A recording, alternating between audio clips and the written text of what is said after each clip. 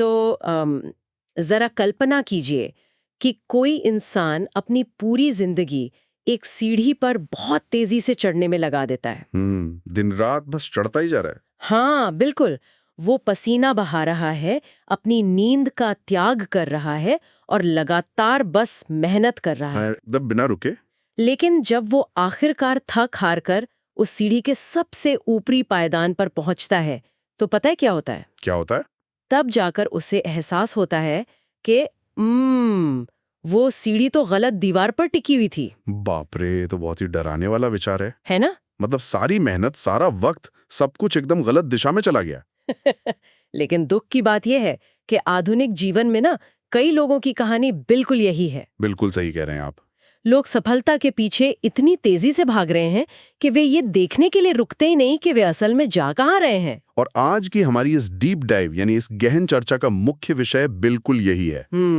हमारे आज के स्रोत सामग्री में ना व्यक्तिगत विकास और सफलता के उस मशहूर फ्रेमवर्क को डिकोड किया गया है जिसने दुनिया भर के लाखों लोगों की सोचने की दिशा ही बदल दी है। जी बिल्कुल, the 7 habits of highly effective people के विचार। हाँ, तो हम आज उन 7 आदतों की गहराई में जाने वाले हैं जो सिर्फ कोई ऊपरी दिखावा नहीं है, बल्कि चरित्र निर्माण का एक बहुत ही ठोस सफर तय करती हैं। एकदम सही। हमारा आज का मिशन ही ये समझना है कि कैसे कोई भी इंसान अपनी पेशेवर या व्यक्तिगत जिंदगी में एक स्थायी और असली प्रभाव पैदा कर सकता है। तो चलिए इसे विस्तार से समझते हैं। बिल्कुल। और देखिए, इस स्रोत की सबसे बड़ी खासियत यह है कि ये किसी त्वरित समाधान या किसी क्विक फिक्स का वादा नहीं करता। मतलब कोई जादू की छड़ी नहीं है। हाँ, एकदम। आजकल की दुनिया हर चीज का एक शॉर्टकट या पेन किलर खोजती है। जैसे कोई समस्या आई और बस एक गोली ली और सब ठीक। हाँ, सबको इंस्टेंट रिजल्ट चाहिए होता है। बिल्कुल। लेकिन ये फ्रेमवर्क स्पष्ट करता है कि जब बात इंसान के बुनियादी चरित्र, उसके व्यवहार और उसके रिश्तों की आती है ना, तो कोई शॉर्टकट काम नहीं करता। बदलाव हमेशा भीतर से बाहर की तरफ होता है। अच्छा, मतलब जैसे स्रोत इनसाइड आउट अप्रोच कहता है। जी एकदम सही। स्रोत के मुताबिक अगर कोई बाहरी दुनिया को बदलना चाहता है तो उसे सबसे पहले खुद पर काम करना होगा। इसी को प्राइवेट विक्ट्री या खुद पर जीत का नाम दिया गया है। हाँ, ये पूरी तरह से दूसरों पर निर्भर रहने की स्थिति से निकलकर आत्मनिर्भर यानी इंडिपेंडेंट बनने तक का सफर है। बिल्कुल। और इसकी शुरुआत होती है एक बहुत ही बुनियादी बदलाव से, जिसे पहली आदत कहा गया है, प्रोएक्टिव बने। अब सुनने में ये प्रोएक्टिव शब्द बहुत साधारण सा लगता है, जैसे बस आगे बढ़कर काम करना। हाँ, जैसे हम ऑफिस में कहते हैं कि थोड़ा प्रोएक्टिव बनो। बिल्कुल। लेकिन मनोवैज्ञानिक स्तर पर इसका अर्थ बहुत गहरा है। स्रोत में ना चिंता के दायरे और प्रभाव के दायरे की बात की गई है। ये थोड़ा विस्तार से बताएंगे? देखिए, हम सभी के जीवन में बहुत सी चीजें होती हैं जिनकी हम चिंता करते हैं, जैसे अर्थव्यवस्था कैसी चल रही है, मौसम कैसा है, या दूसरे लोग हमारे बारे में क्या सोच रहे हैं। हाँ, ये तो सबके साथ होता है। तो ये हमारा चिंता का दायरा है और इसमें ज्यादातर चीजें हमारे नियंत्रण से बिल्कुल बाहर होती हैं। एक रिएक्टिव व्यक्ति ना अपनी सारी ऊर्जा इसी दायरे में खर्च कर देता है। अच्छा, और वो हमेशा खुद को एक पीड़ित की तरह देखता है? एकदम सही। यानी वो व्यक्ति बस परिस्थितियों का गुलाम बनकर रह जाता है। मतलब अगर बारिश हो रही है तो उसका दिन खराब हो जाएगा, अगर बॉस का मूड खराब है तो उसका काम बिगड़ जाएगा। बिल्कुल। ये तो बिल्कुल एक कार की पिछली सीट पर बैठे उस यात्री की तरह हो गया जो सिर्फ सफर की शिकायत कर रहा है कि रास्ते में कितने गड्ढे हैं, लेकिन उसके हाथ में स्टीयरिंग व्हील है ही नहीं। बहुत ही सटीक एनालॉजी है। इसके विपरीत जो लोग प्रोएक्टिव होते हैं ना, वे अपना ध्यान अपने प्रभाव के दायरे पर लगाते हैं। मतलब जिन चीजों को वे कंट्रोल कर सकते हैं। हाँ, वे उन चीजों पर ऊर्जा खर्च करते हैं जिन्हें वे असल में बदल सकते हैं, जैसे उनका अपना व्यवहार, उनकी अपनी प्रतिक्रिया और उनकी अपनी मेहनत। वे शिकायत करने वाले यात्री नहीं, बल्कि उस गाड़ी के ड्राइवर होते हैं। बिल्कुल। वे खुद तय करते हैं कि गड्ढों से कैसे बचना है। प्रोएक्टिव होने का सबसे बड़ा तंत्र यही है कि जब इंसान अपनी परिस्थितियों के लिए दूसरों को दोष देना बंद कर देता है तो उसकी मानसिक ऊर्जा कई गुना बढ़ जाती है। क्या बात है। तो अब मान लेते हैं कि किसी ने स्टीयरिंग व्हील अपने हाथ में ले लिया है। वो प्रोएक्टिव हो गया। हाँ, वो प्रोएक्टिव हो गया है। लेकिन अगर उस ड्राइवर को यही नहीं पता कि गाड़ी लेकर जाना कहाँ है, तो तो वो बस गोल गोल घूमता रहेगा और ईंधन बर्बाद करेगा। बिल्कुल सही कहा। यहीं से हमारी चर्चा उस दिशा में मुड़ती है जहां वो शुरुआत वाली सीढ़ी और दीवार वाली बात आती है। दूसरी आदत है अंत को ध्यान में रखकर शुरुआत करें। और इसे समझाने के लिए स्रोत एक बहुत ही असहज करने वाला लेकिन शक्तिशाली मानसिक अभ्यास करवाता है। कौन सा अभ्यास? इसमें कल्पना करने के लिए कहा गया है कि कोई व्यक्ति एक अंतिम संस्कार में गया है। अच्छा। और जब वो ताबूत के पास पहुंचकर अंदर देखता है तो उसे अपना ही चेहरा नजर आता है। ये उसका खुद का अंतिम संस्कार है। बाप रे। अब उसे ये सोचना है कि वहां बैठे उसके परिवार वाले, उसके दोस्त और उसके सहकर्मी उसके बारे में क्या कह रहे हैं। वो क्या चाहता है कि उसे किस तरह याद किया जाए। ये सच में रोंगटे खड़े कर देने वाला विचार है ना? क्योंकि जब कोई इस तरह से सोचता है तो रोजमर्रा की छोटी मोटी चिंताएं अचानक गायब ही हो जाती हैं। मतलब कोई ये तो नहीं चाहेगा कि उसके अंतिम संस्कार में लोग ये कहें कि उसने बहुत सारे ईमेल्स का जवाब दिया था। बिल्कुल नहीं। या ये कि वो हमेशा ऑफिस में देर तक रुकता था। हाँ, लोग यही चाहेंगे कि उन्हें एक अच्छे इंसान, एक मददगार दोस्त या एक ईमानदार लीडर के रूप में याद किया जाए। और यहाँ जो बात सबसे दिलचस्प है वो ये है कि यही इस अभ्यास का मुख्य लक्ष्य है। अच्छा। यह इंसान को अपनी जिंदगी का एक मिशन स्टेटमेंट बनाने के लिए मजबूर करता है। सिद्धांत यह है कि हर चीज का निर्माण 2 बार होता है। 2 बार? हाँ, पहले इंसान के दिमाग में यानी मानसिक निर्माण, और फिर असल दुनिया में यानी भौतिक निर्माण। जैसे कोई घर बनाने से पहले उसका नक्शा कागज पर बनता है ना? हाँ बिल्कुल, बिना नक्शे के तो घर नहीं बन सकता। और अगर नक्शे ही गलत है तो चाहे कितनी भी अच्छी ईंटें लगा ली जाएं, घर तो गलत ही बनेगा। ये दूसरी आदत जिंदगी का वो नक्शा तैयार करने के बारे में है। ताकि इंसान ये सुनिश्चित कर सके कि वो जो भी काम कर रहा है वो उसे उसके अंतिम लक्ष्य की ओर ही ले जा रहा है। बिल्कुल। तो चलिए, नक्शा बन गया, मंजिल तय हो गई, लेकिन अब सवाल ये उठता है कि उस मंजिल तक पहुंचने के लिए जो रोजमर्रा की जिंदगी की उथल पुथल है उसे कैसे संभाला जाए। क्योंकि हर दिन 24 घंटे ही मिलते हैं। एकदम सही। और यहीं पर तीसरी आदत सामने आती है, पहले जरूरी काम पहले करें।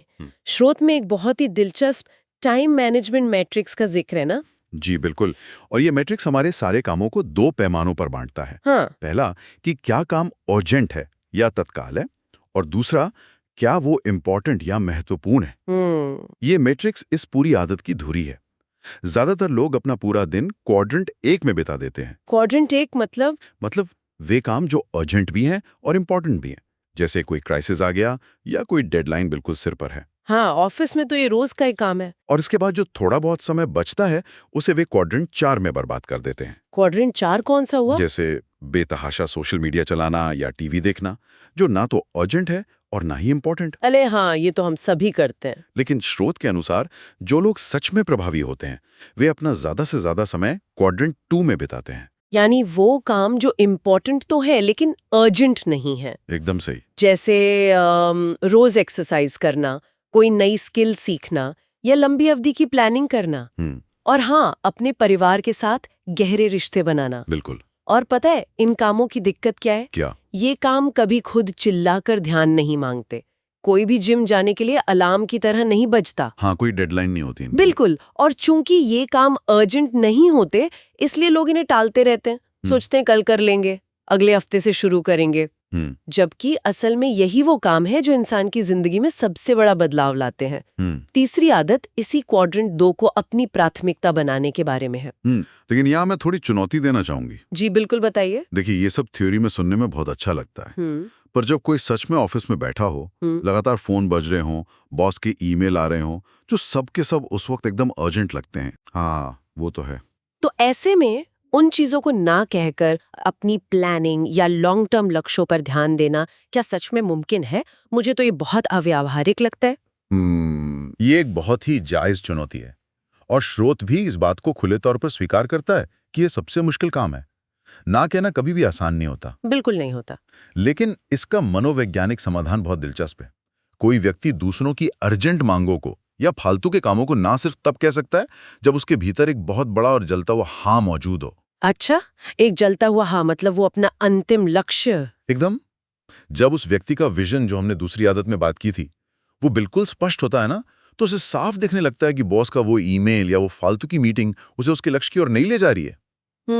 वो आंतरिक स्पष्टता ही बाहरी दबावों को विनम्रता से ना कहने की हिम्मत देती है। अरे वाह, तो अगर हम इन पहली 3 आदतों को एक साथ देखें, अपनी जिम्मेदारी लेना यानी प्रोएक्टिव होना, अपना लक्ष्य तय करना और फिर उस लक्ष्य के अनुसार अपने समय को प्रबंधित करना, तो इंसान खुद का मास्टर बन जाता है। हाँ, वो प्राइवेट विक्ट्री हासिल कर लेता है। बिल्कुल। लेकिन कहानी यहाँ खत्म नहीं होती है ना, क्योंकि कोई भी इंसान एक आइलैंड या एकांत द्वीप तो है नहीं। एकदम सही।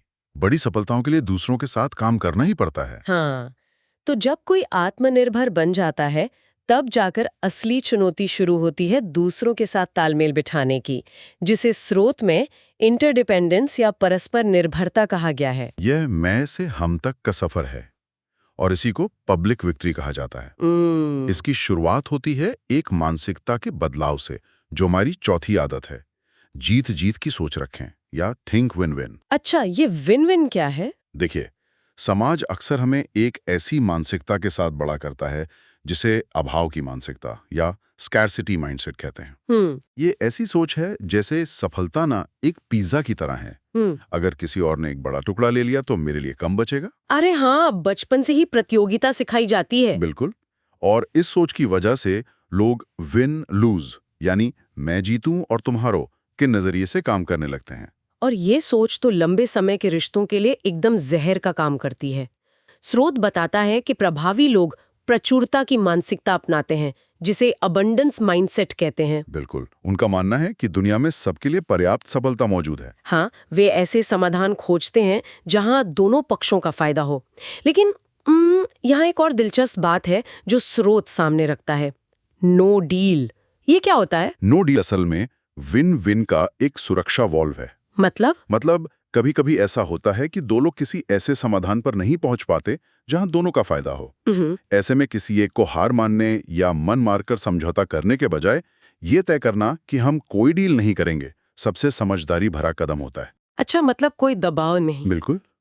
जब किसी व्यक्ति के पास नो डील कहने की आजादी होती है ना, तो वो बातचीत की मेज पर पूरी तरह से तनाव मुक्त होता है। उसे कोई डर नहीं होता कि उसे किसी गलत चीज के लिए मजबूर किया जाएगा।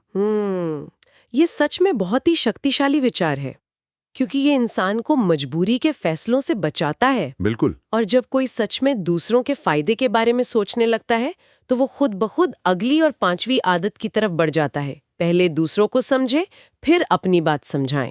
अगर हम इसे बड़े परिप्रेक्ष्य में देखें और आधुनिक संवाद की सबसे बड़ी त्रासदी की बात करें, तो वो ये है कि ज्यादातर लोग समझने के लिए नहीं सुनते, वे सिर्फ जवाब देने के लिए सुनते हैं। हाँ, हम सब अपनी बारी का इंतजार कर रहे होते हैं। एकदम। स्रोत इसे ऑटोबायोग्राफिकल लिसनिंग कहता है। जब सामने वाला अपनी कोई परेशानी बता रहा होता है ना, तो सुनने वाला तुरंत अपनी कहानी सुनाने लगता है कि अरे तुम्हारे साथ ये हुआ, मेरे साथ तो इससे भी बुरा हुआ था। हाँ, इंसान अपनी ही कहानी के चश्मे से दुनिया को देखने लगता है। बिल्कुल।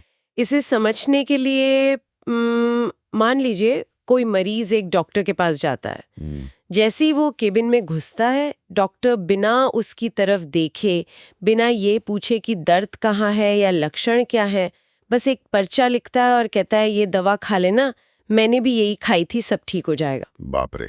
तो क्या कोई भी मरीज ऐसे डॉक्टर पे कभी भरोसा करेगा? कभी नहीं। ये तो बिना डायग्नोज किए प्रिस्क्राइब करना हुआ, मतलब बिना बीमारी समझे दवा देना। एकदम सही। संवाद में भी लोग यही गलती करते हैं।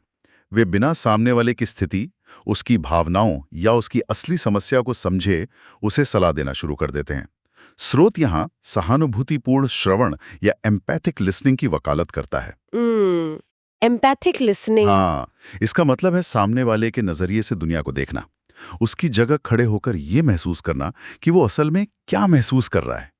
जब कोई ऐसा करता है तो मनोवैज्ञानिक रूप से सामने वाले इंसान को भावनात्मक ऑक्सीजन मिलती है। भावनात्मक ऑक्सीजन, क्या बढ़िया शब्द है।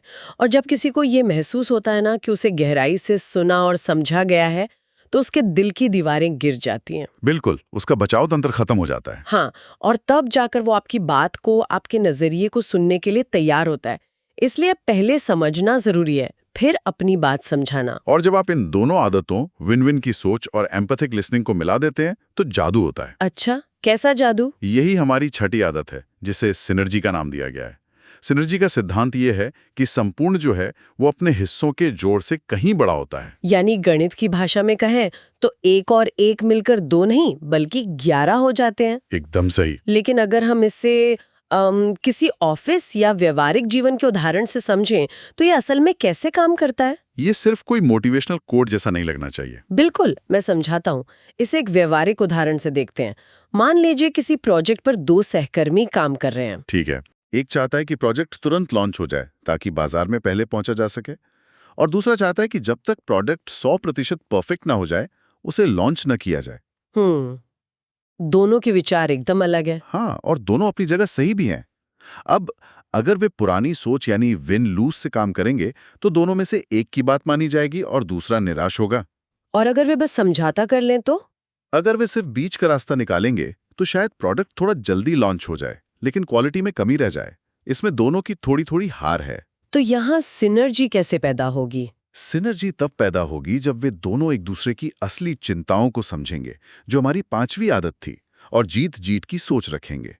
वे दोनों मिलकर एक तीसरा विकल्प खोजेंगे जो उन दोनों के मूल विचारों से बेहतर होगा। जैसे कि? हो सकता है वे तय करें कि प्रोजेक्ट का एक बेसिक बीटा वर्जन तुरंत लॉन्च कर दिया जाए ताकि बाजार की प्रतिक्रिया मिल सके, और फिर उस फीडबैक के आधार पर उसे परफेक्ट बनाया जाए। अरे वाह, ये तीसरा विकल्प तो दोनों के लक्ष्यों को पूरा करता है। बिल्कुल।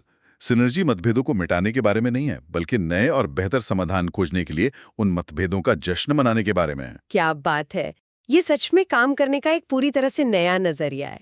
लेकिन यहाँ एक बहुत बड़ी जमीनी सच्चाई आ खड़ी होती है। वो क्या? इतना सब कुछ करना, लगातार प्रोएक्टिव बने रहना, लंबे लक्ष्यों पर फोकस करना, सहानुभूति से सुनना, नए समाधान खोजना, इस सब में इंसान की बहुत ज्यादा ऊर्जा खर्च होती है ना? हाँ, बिल्कुल होती है। तो इस हाई परफॉर्मेंस स्थिति को सालों साल कैसे बनाए रखा जाए? और यहीं पर इस पूरे फ्रेमवर्क की आखिरी और सबसे महत्वपूर्ण आदत प्रवेश करती है। कुल्हाड़ी की धार तेज करे, या शार्पन द सॉ। स्रोत इस आदत को ना एक बहुत ही प्रसिद्ध कहानी से समझाता है। जंगल में एक लकड़हारा बहुत मेहनत से एक पेड़ काट रहा है।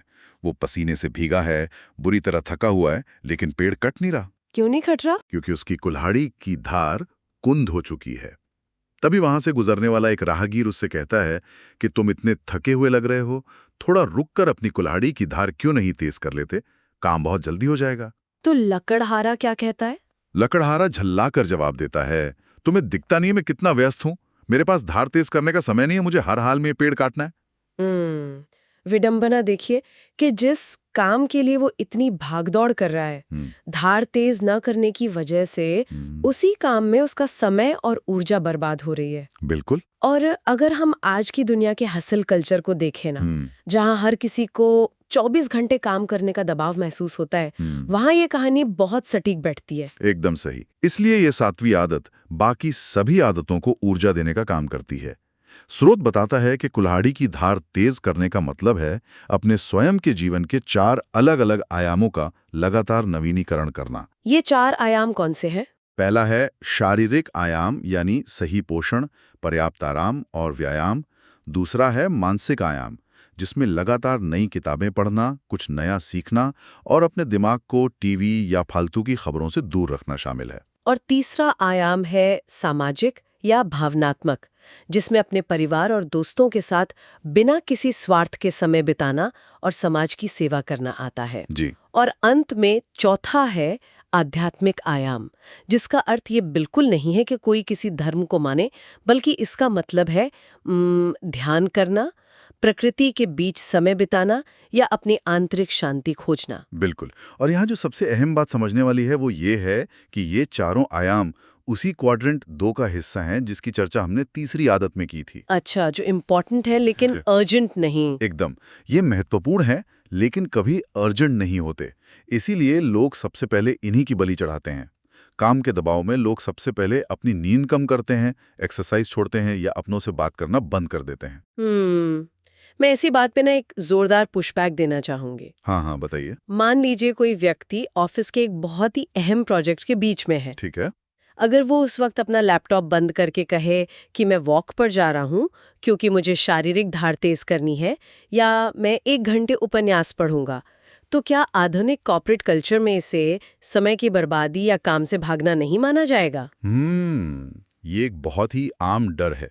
अक्सर लोगों को खुद ही बहुत अपराध बोध या गिल्ट होने लगता है कि वे काम क्यों नहीं कर रहे। ये अपराध बोध इसलिए है ना क्योंकि हमने व्यस्त रहने को ही उत्पादक होने का पर्यायवाची मान लिया है, जो कि पूरी तरह गलत है। अच्छा। स्रोत इस बात पर जोर देता है कि खुद पर समय खर्च करना कोई बर्बादी नहीं है।